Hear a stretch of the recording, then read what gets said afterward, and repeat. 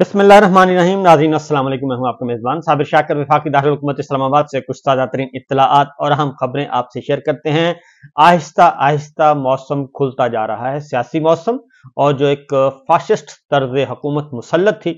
अब उसकी गिरफ्त कमज़ोर होगी। आहिस्ता आहिस्ता उसमें कमी वाक़ होगी और गिरफ्त कमज़ोर होगी और फाशिस्ट सोच जो है उसको शिकस्त का सामना करना पड़ेगा अब बाकायदा तौर पे, क्योंकि पहले भी शिकस्त हो चुकी है। 8 फरवरी को पूरे दुनिया ने देख लिया कि सब के सब ताकतवर लोग, किंग्स और किंग्स मेकर जो हैं, वो हार गए और पाकिस्तान के अवाम ने अपना फैसला सुना दिया। लेकिन उस फैसले को अभी तस्लीम नहीं किया जा रहा, उस फैसले को तब्दील किया गया। चोर और मैंडेट चोर जो हैं वो आ चुके हैं, इलेक्शन चोर आ चुके हैं और उनको पूरी की पूरी पुष्टपनाही की जा रही है। लेकिन हालात इतने आसान नहीं है जितना समझा जा रहा है। इसलिए जनाब, पाकिस्तान के अवाम को एक अच्छी बात, अच्छी खुशखबरी कि आपने हिम्मत नहीं हारनी। आने वाले दिनों में देखते जाइए कि होता क्या है। कौमी असम्बली के इजलास के बारे में आज जो कुछ हुआ मैं एक मेन चैनल पे बता चुका हूं, वो उसको जरूर सुन लीजिएगा ताकि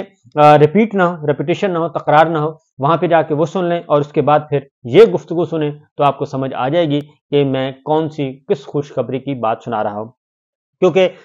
इस मामले में पिछले 22-24 महीनों में सिविल ब्यूरोक्रेसी ने, जिसमें deputy commissioner, assistant commissioner police जो हैं, वो भी उन्होंने भी इंतहा की हुई थी और वो भी दस्तोबाजू बने हुए थे जुल्म और सितम करने में और पाकिस्तान के अवाम को बेतौकीर करने में, बेलिबास करने में और उनको उनकी जिंदगियों को अजीरन करने में। तो इस्लामाबाद हाई कोर्ट अदलिया से ही अच्छी खबरें आएंगी और जरूर आएंगी। कुछ खबरें जल्दी आ जाएंगी, कुछ खबरें लेट आएंगी, लेकिन आएंगी जरूर। उसकी वजह यह है कि पाकिस्तान को सरवाइव करना है, आइन और कानून के मुताबिक करना है, रूल ऑफ लॉ भी होगा, आइन की बालादस्ती भी होगी, जमहूरियत भी होगी। क्योंकि पाकिस्तान में अब तक जितने भी तजुर्बात थे वो सारे के सारे नाकाम हो चुके हैं और ये जो आखिरी तजुर्बा किया गया हाइब्रिड क्लास सिस्टम के जरिए पाकिस्तान के अवाम को भेड़ बकरियों की तरह डील करने का, वो भी नाकाम हो चुका है। तो सूरत हाल यह है कि आज इस्लामाबाद हाई कोर्ट ने तौहीने अदालत केस था डिप्टी कमिश्नर इस्लामाबाद, जिन्होंने शहरयार आफरीदी और शानदाना गुलजार पाकिस्तान तहरीक इंसाफ के रहनुमा थे, उनको अदालत ने रिहा किया था, जमानतें मंजूर की थी। लेकिन डिप्टी कमिश्नर ने उनको एक 3 MPO का ऑर्डर जारी किया। अंदेशा नक्से अमन अयूब खान जरनैली दौर का MPO ऑर्डर जो है वो जारी किया और उस ऑर्डर के तहत उनको गिरफ्तार कर लिया था, जिस पे इस्लामाबाद हाई कोर्ट में तौहीन अदालत की दरखास्त दायर हुई, तवील अरसे से चल रही थी और बिलाखिर आज उन्होंने फैसला सुना दिया जस्टिस बाबर सत्तार साहब ने। और उन्होंने डिप्टी कमिश्नर इस्लामाबाद को 6 माह कैद की सजा सुनाई है, SSP ऑपरेशन को 4 माह कैद की सजा सुनाई है, SHO थाना मारगला को 2 माह कैद की सजा सुनाई है और 1-1 लाख रुपए जुर्माने का हुक्म भी दिया है। और ये सजाएं एक तवील ट्रायल के बाद सुनाई गई हैं, बाकायदा पूरा समात का मौका दिया गया। इस दौरान जस्टिस बाबर सत्तार साहब को परसू भी किया गया, उनको प्रेशराइज भी किया गया, उनको सिफारिशें भी करवाई गई और फिर आखिर में आके जो एक सिसिलियन माफिया का तरीकाकार होता है, इनको धमकियां भी दी गई और फिर यह भी कहा गया कि आप ये मुकदमा ना सुने और फिर इनके ऑर्डर के खिलाफ डिवीजन बेंच में अपील भी की गई कि इस कार्रवाई को रोकें। लेकिन इस्लामाबाद हाई कोर्ट ने जो डिप्टी कमिश्नर और दीगर मुल्जमान की जो दरखास्तें थीं वो खारिज की और जस्टिस बाबर सत्तार ने आज ये फैसला सुना दिया। और उन्होंने अदालत ने यह भी कहा कि वजीर आजम को कहा है कि वो तहकीकात कराएं कि क्या डिप्टी कमिश्नर ने गैर कानूनी हुक्म की बुनियाद पर MPO ऑर्डर्स को शहरियों के बुनियादी हकूक को पामाल और अदलिया के वक़ार को मजरूह करने के लिए इस्तेमाल किया। अब ये वजीर आजम तहकीकात करवाएंगे, तो वजीर आजम की तहकीकात के बारे में हमें अंदाजा है कि वो क्या करवाएंगे, क्योंकि मुस्तकबिल के वजीर आजम है शहबाज शरीफ साहब और ये उन्हीं को तो ये फैसिलिटेट कर रहे थे, उन्हीं की तो सहूलतकारी हो रही थी, उन्हीं की सहूलतकारी के जरिए तो ये सब कुछ किया जा रहा था। और आज ये आप देखिए कि ये जो पूरी ब्यूरोक्रेसी को ये मैसेज है कि वक्त तब्दील हो जाता है, गैर कानूनी गैर आईनी अहकामात ना मानने जाएं तो अच्छी बात है और आइन और कानून के मुताबिक चला जाए तो बहुत अच्छी बात है। क्योंकि अब ये डिप्टी कमिश्नर और SSP और SHO जो कल तक जिन्होंने इस्लामाबाद में वफाकी दारुल हुकूमत में एक फिरौनियत का एक लिबादा ओढ़ा हुआ था और फिरौनियत की प्रचार कर रहे थे, आज इनकी हालत क्या होगी। तो बहरहाल ان کو فوری طور پہ سزائیں سنائی گئی ہیں۔ اور اس کے ساتھ ساتھ یہ سارا کچھ جو کیا گیا جسٹس بابر ستار صاحب نے، میں نے آپ کو بتایا شہریار آفریدی کے لیے MP آرڈر جاری کرنے پر یہ ساری کارروائی شروع کی گئی تھی۔ اور اس کے بعد عرفان نواز میمن ہیں جو ہیں ان کو 6 ماہ قید اور 1 لاکھ روپے جرمانہ، SSP آپریشن ہے جمیل ظفر، ان کو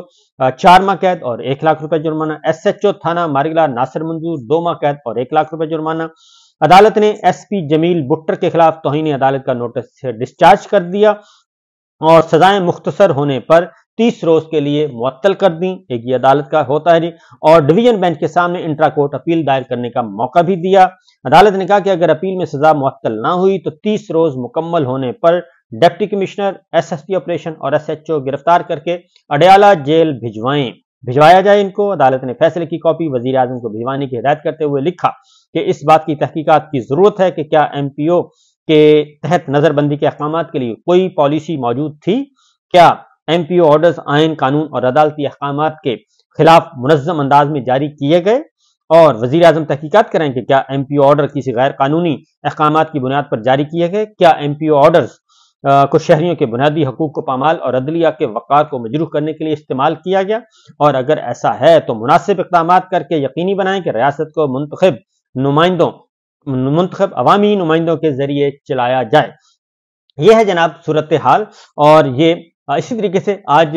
یہ تو اسلام آباد کی حد تک اسلام آباد ہائی کورٹ نے یہ فیصلہ سنا دیا ہے۔ دوسرا علی امین گنڈاپور صاحب نے جو خیبر پختونخوا کی حد تک انہوں نے کہا ہے کہ تمام جھوٹے مقدمات جو ہیں وہ فی الفور ختم کیے جائیں، اور جنہوں نے درج کروائے ہیں وہ خود یہ مقدمات واپس لیں، اور اگر نہیں لیے جائیں گے اور اگر وہ اپنے رویوں پر اصلاح نہیں کریں گے تو پھر وہ سزا کے لیے تیار ہو جائیں۔ تو اس لیے جناب وقت ایک سا نہیں رہتا، وقت بدلتا رہتا ہے، اور اب جو ہے معاملات پاکستان کے عوام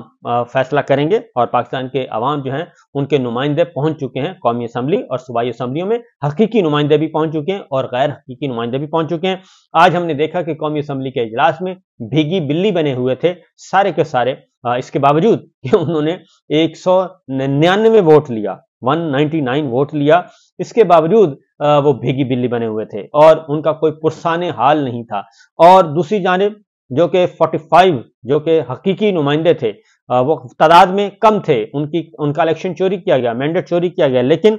سچ بول رہا تھا اور سچ گرج چمک کے بول رہا تھا، اور ان کی حمایت بھی پھر آ گئی ہے، باقی جماعتیں بھی ان کی حمایت میں آ گئی ہیں۔ اگلی خبر ہے جی کہ صورتحال جو سامنے آتی ہے وہ ہے جناب ووٹ جو ہیں وہ نکل گئے ہیں، عوامی جو حکمراں اتحاد کے ووٹ ہیں وہ نکل گئے ہیں اور وہ کم پڑ گئے ہیں اور چوری ہو گئے ہیں، یعنی کہ ضمیر جاگ چکے ہیں ان لوگوں کے جنہوں نے زبردستی ان کو بٹھایا ہوا ہے، زبردستی کی شادی کی ہوئی ہے مختلف جماعتوں میں۔ تو جو سچویشن سامنے آئی ہے، مسلم لیگ نون کے جی سردار ریاض صادق نے اسپیکر کے انتخاب میں 292 ووٹ کاسٹ ہوئے، 291 ووٹ درست ہوئے اور 199 ووٹ حاصل کیے، اور اسپیکر راجہ پرویز اشرف نے یہ جو نتائج اعلان کیے۔ عامر ڈوگر صاحب نے 91 ووٹ لیے، اور اسپیکر ایاز صادق نے ملکہ عامر ڈوگر صاحب سے جا کے ملاقات بھی کی اور ان کو خوش آمدید کہا۔ لیکن جو اصلی بات ہے جی وہ بہت ہی دلچسپ ہے کہ سنی اتحاد کونسل کے ملک عامر ڈوگر کو 51 ووٹ جو ملے ہیں ان میں حکمراں اتحاد کے ووٹ بھی شامل ہیں، اور جیسے ہی جو مینڈیٹ چور کے نعرے لگے ہیں، اور جب قومی اسمبلی کے ایوان میں اسپیکر کا اعلان کیا جا رہا تھا ایاز صادق کی کامیابی کا، تو مینڈیٹ چور کے نعرے بلند تھے اور کافی زیادہ بلند تھے، اور ایاز صادق صاحب نے اس کے باوجود اس کو اپنے لیے بہت ہی اعزاز کی بات سمجھا کہ جناب اعزاز کی بات اس لیے سمجھا کہ میں تیسری بار اسپیکر منتخب ہوا ہوں۔ تو ایاز صادق صاحب کو میں آپ کو بتا دوں کہ یہ پہلے بھی جب یہ جیتے تھے تو یہ ان حلقوں میں شامل تھے جو کہ کالعدم قرار دیے گئے تھے حلقے، اور 4 حلقے کھولے گئے تھے۔ خواجہ اسرار رفیق صاحب والا حلقہ بھی واپس ہو گیا تھا، اور ایاز صادق صاحب والا حلقہ بھی واپس ہو گیا تھا، یعنی کہ ان کے بھی ری پولنگ ہوئی تھی، ری الیکشن ہوا تھا، دوسرے میں بھی ری الیکشن ہوا تھا، اور خواجہ آصف صاحب کا حلقہ بھی اس میں شامل تھا۔ تو قومی اسمبلی کے اسپیکر کے چناؤ میں جی جو بات سامنے آئی ہے وہ ہے کہ حکمراں اتحاد کے 7 ووٹ غائب ہو گئے، اور حکومتی اتحاد کے قومی اسمبلی میں 206 ارکان بنتے ہیں، 206، اور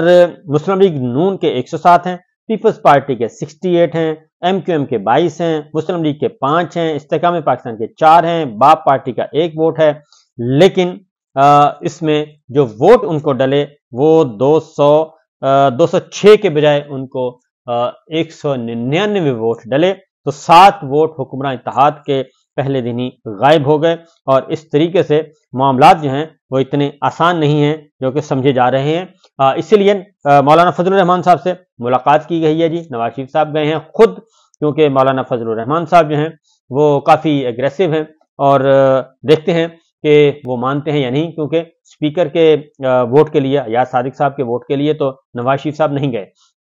اور اسپیکر ڈپٹی اسپیکر کے لیے ہاں البتہ اپنے بھائی کے ووٹ کے لیے مولانا فضل الرحمان صاحب کے گھر گئے نواز شریف صاحب، اور انہوں نے ان سے ووٹ مانگا ہے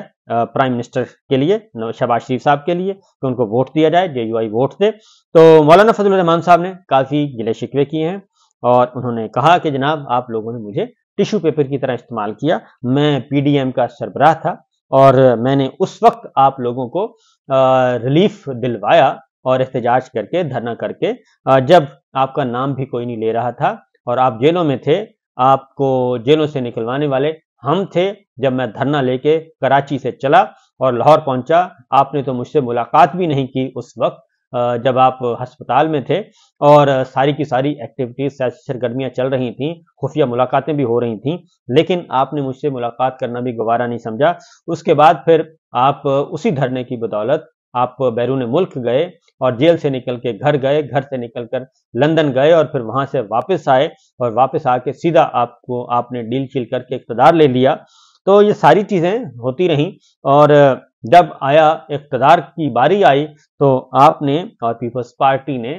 پی ڈی ایم نے خاص طور پہ مسلم لیگ نواز نے مولانا فضل الرحمان صاحب کو ایسے نکالا مکھن میں سے جیسے بال نکالتے ہیں، لہٰذا ان کے پاس گئے تھے جی، نواز شریف صاحب کے ساتھ اسحاق ڈار صاحب بھی تھے، احسن اقبال بھی تھے، رانا ثناء اللہ بھی تھے، سعد رفیق بھی تھے، مولانا غفور حیدری، گورنر کے پی کے حاجی غلام علی خان، اور نور عالم خان مولانا صاحب کے ساتھ تھے۔ ان کی ملاقات ہوئی ہے، گلے شکوے ہوئے ہیں، اور گلے شکووں میں ڈھیر لگائے ہیں مولانا فضل الرحمان صاحب نے۔ میں نے آپ کو بتایا جی بہت ساری گلے شکوے انہوں نے کیے ہیں، کیونکہ اب اقتدار کا جو کیک ہے وہ تقسیم ہو رہا ہے، بے شک وہ جعلی ہے، فارم 47 کے تحت ہو رہا ہے۔ مولانا فضل الرحمان صاحب کو جو ہے ان کی 1-2 سیٹیں ہیں جو کہ فارم 47 والی ہیں، باقی ساری فارم 45 والی ہیں، 2-1 سیٹیں ان کی ہیں خیبر پختونخوا میں خاص طور پہ۔ تو لہٰذا یہ سچویشن چل رہی ہے جہاں آنے والے دن جو ہیں بڑے مزے کے ہوں گے، اور جو سمجھتے ہیں کہ بہت آسان ہے سفر اگلا، خاص طور پہ حکمراں اتحاد، مینڈیٹ چور، الیکشن چور، ان کے لیے آنے والے دنوں میں مزید بری خبریں ملیں گی۔ اجازت دیجیے، اللہ حافظ۔